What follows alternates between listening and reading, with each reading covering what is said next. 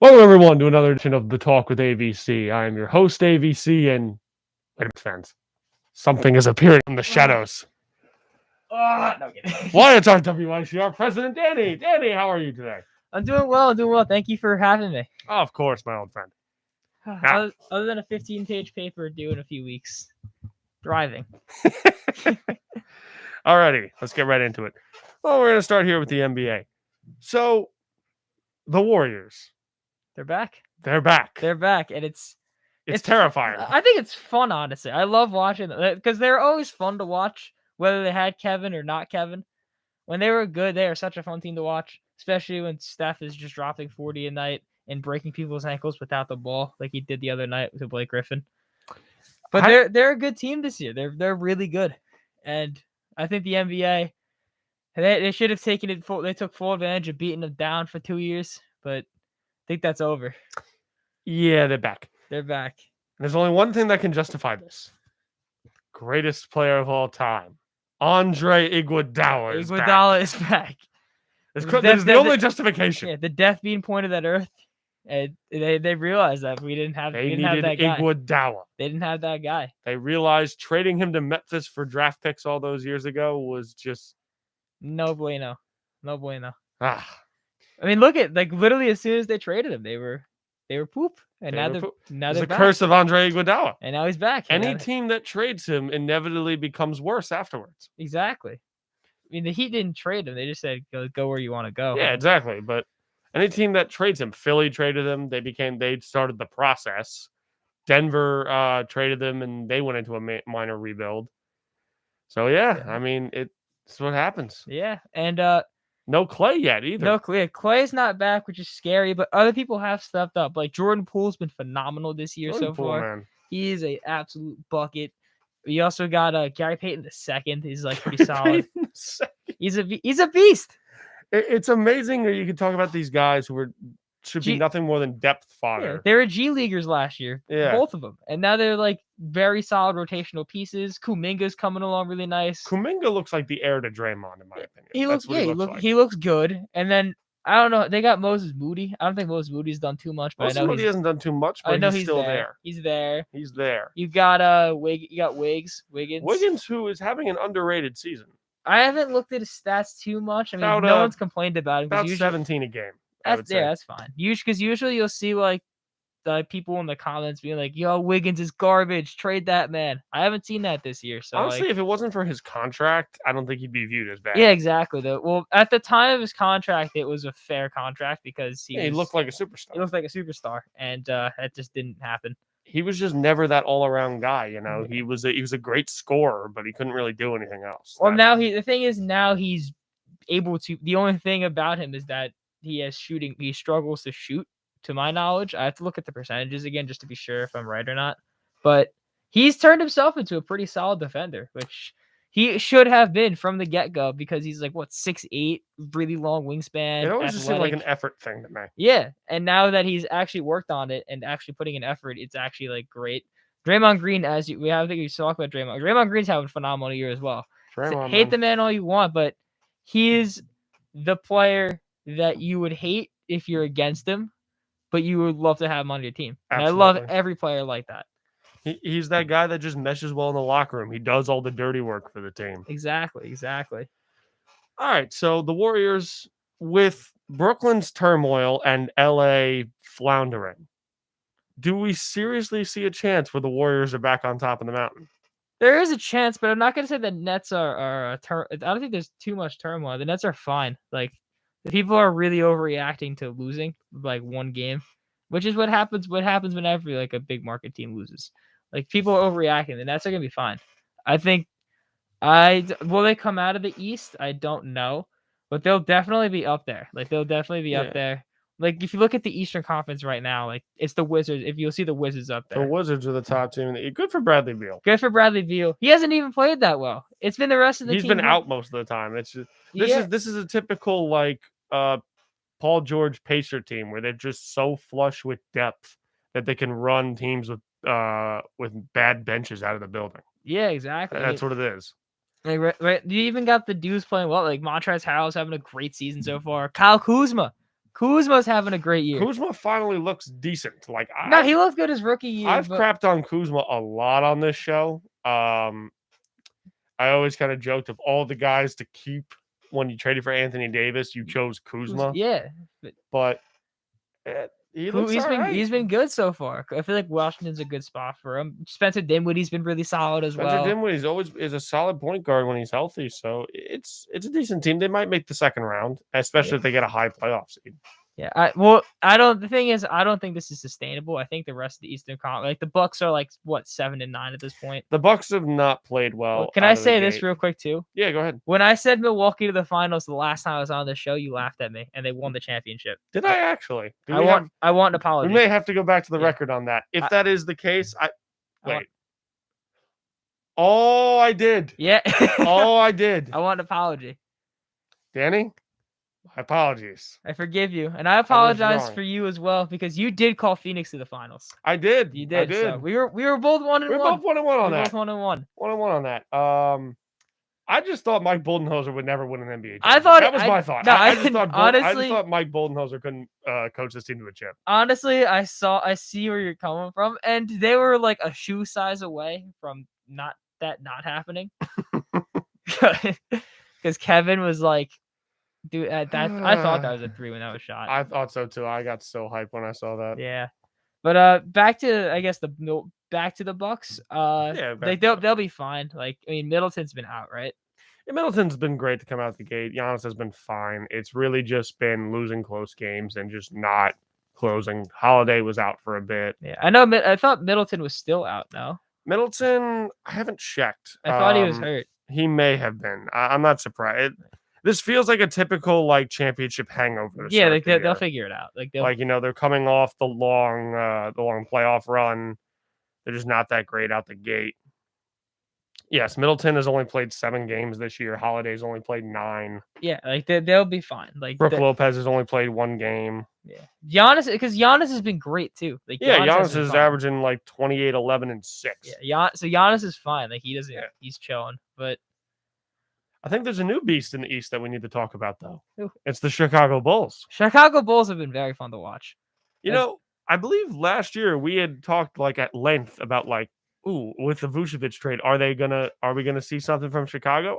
Oh no, we didn't see anything. Yeah. Last year. Yeah, last year. But now, well, they brought in what they needed. They brought in arguably a top 5 shooter in the NBA in Lonzo Ball this year. Lonzo Ball shooting like 45%. Oh, you may get some heat on that one.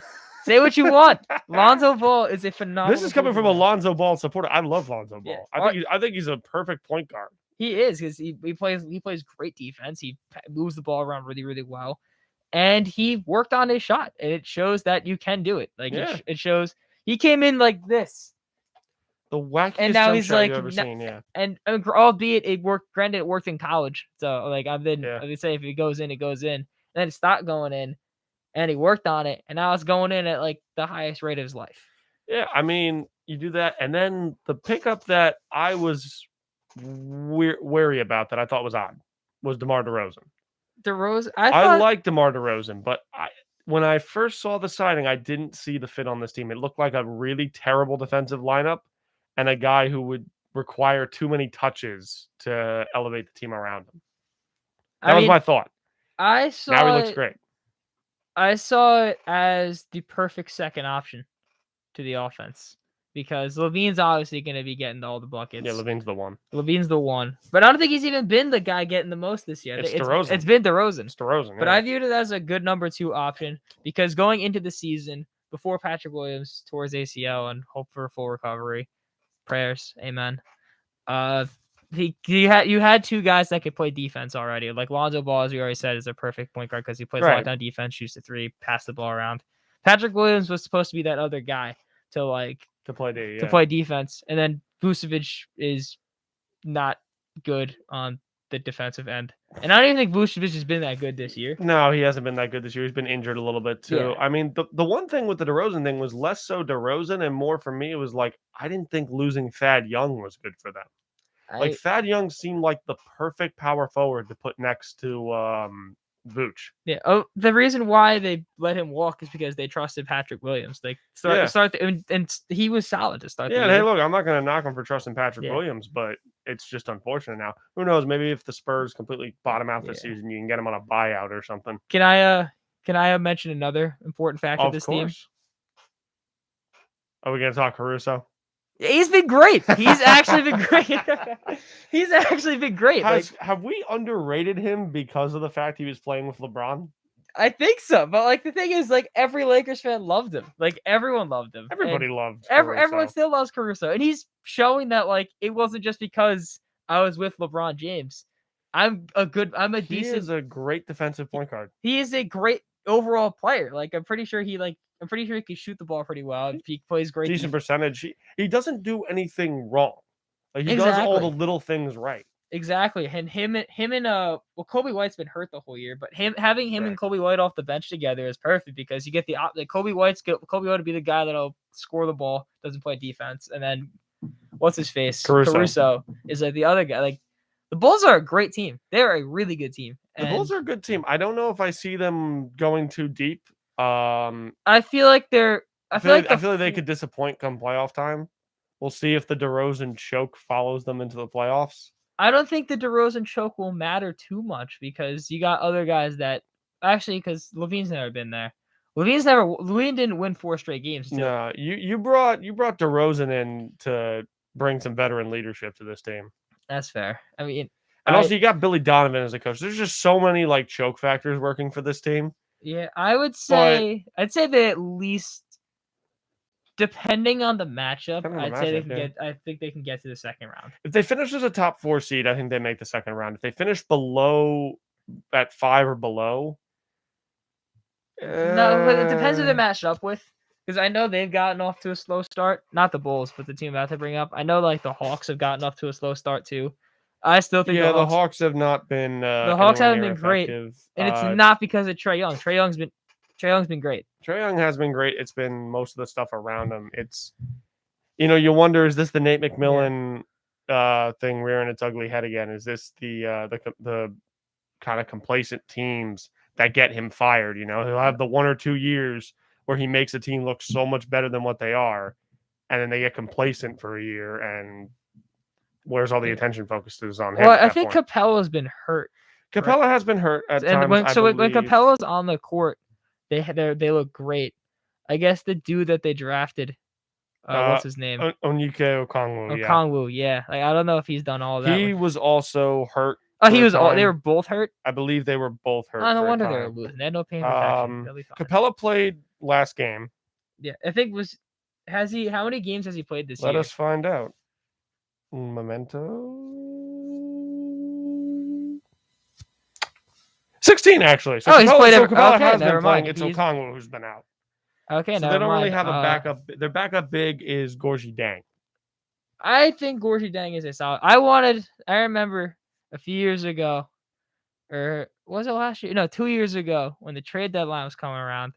I wanted the Heat to trade for Gorgie Dang because he was a perfect guy because I viewed him as a person that could protect the paint and also spread the floor. Yeah. Like I didn't realize he was a good shooter. I don't even know if he's still a good shooter. He's a decent, efficient shooter, meaning that he's not going to he's going to only take like probably 4 shots a game, but he'll take 4 quality shots. And then like 2 of them will go in. Exactly. Which is like that's all you can ask for. I mean, the real knock for Atlanta at this point. I have to watch the Hawks, it's really just the numbers say they should be winning like all their games. Like they're top 5 in almost everything. It's just bad. They got ran out of the building by Brooklyn. They got ran out of the building by Utah.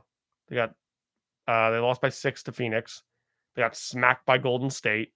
Which I mean, everyone's getting smacked by Golden State. And they lost to Denver.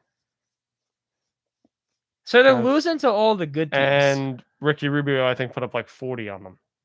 Oh, I thought that was against the Knicks. I thought Rubio did that against the Knicks. They lost. Oh, I'm sorry. No, he only put up 23 in this game against them. Yeah, Rubio. Ricky Rubio, man. I love Ricky Rubio. He's another point guard I'd love to have on my team. But so I guess they're just losing to like the good teams.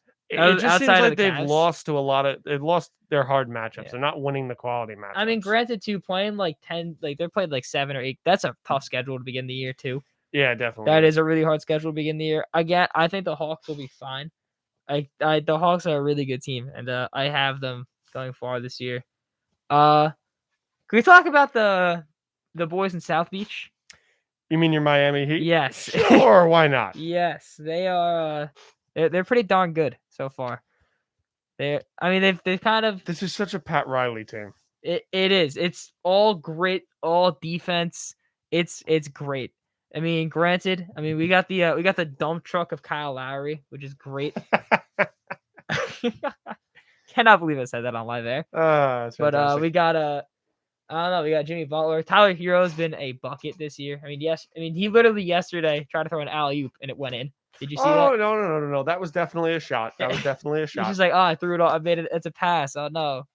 But they've been fun to watch this year, man. And the thing is, I don't know if they'll be the type of team that will continue this in the regular season.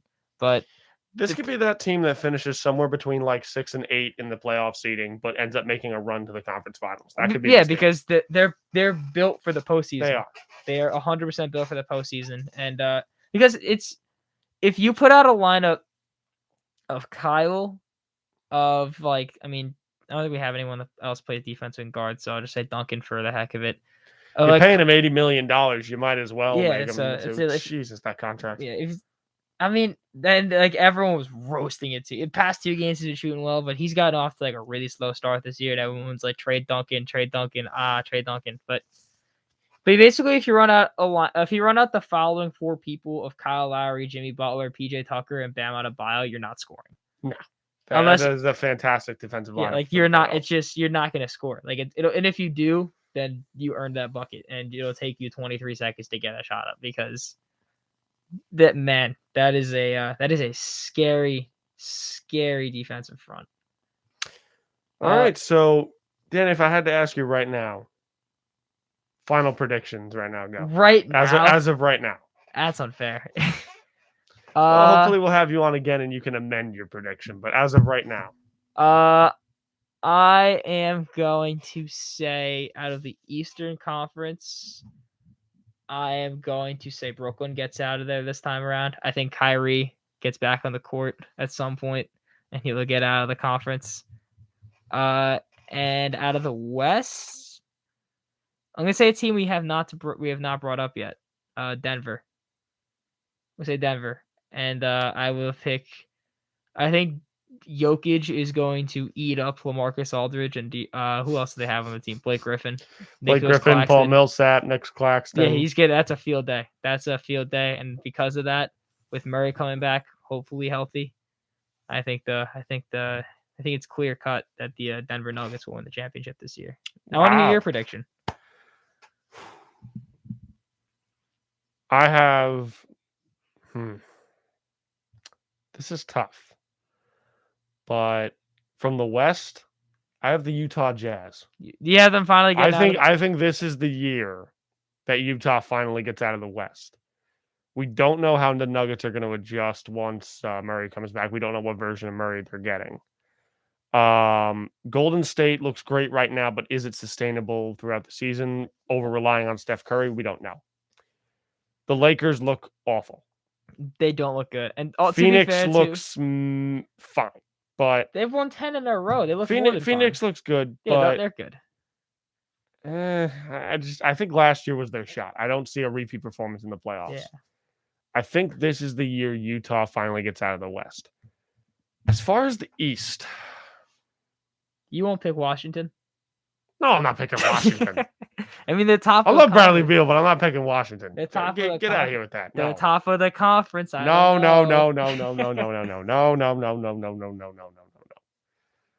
God, I don't even know for the East for championship because all of these teams have such issues. Brooklyn, I don't trust them without Kyrie. So I think they're over relying on KD and Harden. I still think they should trade Kyrie for Ben Simmons, but that's a topic for another time. I don't trust Chicago. I would say Miami, but I have a feeling that they could have issues of stalling out scoring-wise in the playoffs. I could just see that happening. That's the one flaw I could just see that happening. Charlotte doesn't have the defense. The Knicks don't have the star power. they get healthy and they get right, I'm gonna go Milwaukee, Utah. Milwaukee, the battle of the small markets. Yep, that's what I got. I got Yeah. Milwaukee, Utah, and in that matchup, I think Donovan Mitchell gets his ring. Really over Giannis? Really? I think the Jazz are a tough matchup for the Bucks because the Jazz are so flush with depth on that roster. There are a few teams that are the quality teams that have great benches that can just run you out of the building. Those are those teams. And you know what? If there's anybody you'd want to throw on Giannis in the interior, why not Rudy Gobert or Hassan Whiteside? That is true. I think Giannis bullies them both, though, with that being said. I mean, Giannis is going to do his thing, but it's about containing him, not stopping him. So if you can limit enough of what he does and Donovan Mitchell could take advantage of the rest of that team, there's just so much depth. Him, Mike Conley, Joe Ingles, Bojan, even Royce O'Neal is a quality 3-and-D guy at times. I just like Utah this year. I don't know why, because no one's talking about them. Well, because feel the like past few years they've done like the same thing. Yeah, they've done the same thing. Great regular seasons followed by early playoff exits. I think it breaks this year. I mean, I'd hope that'd be nice to see Donovan, because I love Donovan Mitchell. I think everyone loves Donovan Mitchell. But this is biased for me, but I wish the Knicks had ended up drafting him just to see him in New York. I was gonna say, before we end, I want to ask how your thoughts on the season so far. It's been interesting to watch. Yeah, for the Knicks, I meant. Oh, for the Knicks. Oh God. Well, you know what? If you want to know about that, Danny, I would suggest you check out my new podcast. This is a plug. Indeed. Let me hear it. I would check out my new podcast, Grand Central Sports. It's on Spotify. It's me and a couple of other big New York sports fans. We're all just talking New York sports. I'm gonna do this on live air. Oh, right. 1 second. I need you to type this in and hit follow for me. Yes, I am telling people on this show. I don't know who's watching. Go follow this podcast. Got you. There we go. Did you hit it? I did. Unfollow and then follow it. All right. This is the Grand Central Sports Podcast. Yes. There you go. This is the Grand Central Sports Podcast. We cover all New York sports, from Jets Giants to Rangers Islanders to Nets Knicks. So if you want is this just you? No, this is me and two of my hometown friends who are big New York sports fans. And we just all do New York sports. Got it. That is what that podcast is for. I can't wait to listen to it. You want to know my thoughts on the Knicks? Go check that one out. I will listen to it. So now I guess I'll ask you, what are your thoughts on this season so far with the rule changes and stuff like that? I love the rule changes. I think everyone. I love the fact that some of these drama queens are crying about the no foul calls. I love it. It makes me so happy to see these guys cry, because no one wants to see 20 free throws a game deciding the game. It's like the people who say we don't want to just see walks and strikeouts in baseball. It's the same thing. Yeah. Or people who just say we don't want to see kind of like we don't want to see taunting. Or we don't want to see taunting. Okay. That's another tangent for another time. Okay, Jesus. wait, I said that wrong. We don't want to see flags just thrown. There you go. We don't want to see on bazillion flags. We don't want to see the refs deciding games. Yeah, exactly. Let the players decide the games. So that's great to see. It's been an interesting season so far. This kind of seems to be a theme in a lot of sports. No teams have really taken the reins and asserted dominance. There's no favorites. There's no favorites in basketball or football right now. Yeah. So or hockey at this point either. No, not really. I mean, not really. You could look at maybe a team like Florida, but even then they've struggled. Calgary, same thing. So it's parity is great to see. You always ask for it. It's great to see it. It is. And I want to clarify too. It may have came off that I support the taunting thing. I don't. I want to make sure. Let us clarify that right now. Yeah, Goodell, change the rule, please. No one likes it. God. But I just wanted to clarify that because it made it. I apologize for coming off that way. I love seeing players get hype. I don't like seeing just making a huge tackle and just walking to the sideline. If you want any understanding of why this rule sucks, just look up Cassius Marsh versus the Steelers. That's all you have to look up. I will. That's one of the stupidest calls I've ever seen. Hey, I'm staring you down right now. Flag. All right. Well, Danny, thank you so much for joining me. I know you got places to go, and I appreciate you hopping on again. Oh, thank you for having me. I'm gonna advertise myself too. Fantastic. I got a show at 6 with my friend Kyle. We talk about nothing, so come through. It's at 6. Thursdays at 6. Thursdays at 6. And tomorrow, Fridays at 1-ish, depending on when we get to the station. Issue 4. Me and a couple of my friends, Jacob and Vin, we talk sports or try to. There it is. And those are my plugs. All righty. Well, Danny, thank you for coming on. I appreciate your time.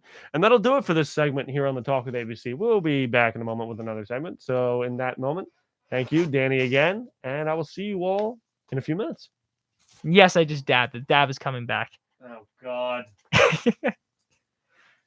All right, well, thanks for having me on. That was